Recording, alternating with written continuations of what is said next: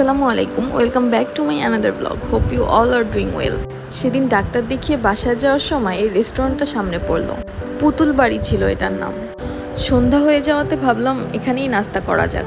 Live কিচেনের ব্যবস্থাও ছিল সেখানে। ঠিক কিছুক্ষণ আগেই বৃষ্টি হচ্ছিল, তখনও হচ্ছিল কিন্তু কিছুটা কম। পুরো রুফটপটাই বৃষ্টিতে ভেজা ছিল, তারপরও রুফটপেই বসি। অবশ্য ইনডোরে বসার জায়গা ছিল কিনা নোটিশ করা হয় নাই। বৃষ্টির পরবর্তী সময়ে যে ওয়েদারটা হয়, একদম স্নিগ্ধ একটা পরিবেশ, হালকা দমদমে বাতাস, মানে খুবই সুন্দর একটা পরিবেশ। এরকম ওয়েদার আমার খুবই পছন্দ। রুফটপ থেকে ভিউটা ঠিক এরকম ছিল, পুরো শহরটা দেখা যাচ্ছিল। মনে হয় যেন সব থেকে ব্যস্ত একটা শহর। মাঝে মাঝে আমার ইচ্ছে করে এই ব্যস্ত শহর থেকে অনেক দূরে পালিয়ে যাই। সেটা তো সব সময় সম্ভব হয় না, তাই মাঝে মাঝে একটু হ্যাং আউটের জন্য আশেপাশে সবুজ পরিবেশ খুঁজি। তার মধ্যে রুফটপ রেস্টুরেন্টগুলো হচ্ছে একদম সোজাসাপটা অপশন। দেখেই বুঝতে পারছেন কি পরিমাণ বাতাস ছিল, ওয়েদারটা কত ভালো ছিল। একটু অসুস্থ থাকলেও মনটা ফ্রেশ হয়ে গিয়েছিল একদম বৃষ্টির জন্য। খাবার অর্ডার করে কিছু ছবি ভিডিও নিচ্ছিলাম। প্লেসটা ভালোই ফটোজেনিক ছিল।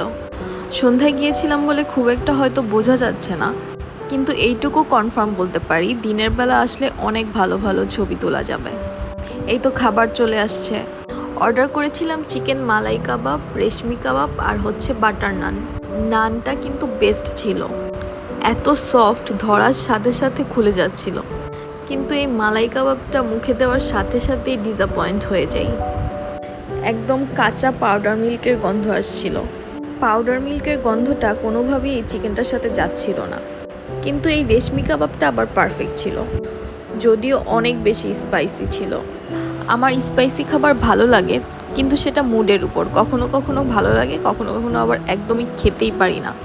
কিন্তু হ্যাঁ, স্পাইসি লাভার যারা আছেন তাদের এই রেশমি কাবাবটা বেস্ট লাগবে। রেস্টুরেন্টের মেইন প্রবলেম যেটা ছিল, তাদের মেনুর ম্যাক্সিমাম খাবারই ছিল না। আমি চাচ্ছিলাম হারিয়ালি কাবাব নিতে, কিন্তু সেটা অ্যাভেলেবেল ছিল না। যাই হোক, খাবার আর পরিবেশ দুইটা মিলিয়ে এভারেজ আর কি বলা যায়। খাওয়া শেষে আমি পুরো রেস্টুরেন্টটা একটু ঘুরে দেখছিলাম। এই জায়গাটা থেকে দিনের বেলা খুব সুন্দর ছবি আসবে। রাত ছিল বলে পরিবেশটা বোঝাই যাচ্ছে না। এই পায়রাটাকে অনেকক্ষণ যাবৎ ফলো করছি, ঠিক এই জায়গাতেই বসেছিল। এটা ছিল রেস্টুরেন্টের ইনডোরটাও খুবই ফটোজেনিক ছিল। ফার্স্টে তো একেবারেই নোটিশ করিনি। ইনডোরের অ্যাম্বিয়েন্সটা ভালো লেগেছে আমার, যে কালার কম্বিনেশনটা করেছে এটা কিউট ছিল। দেখা হচ্ছে নেক্সট ব্লগে। আল্লাহ।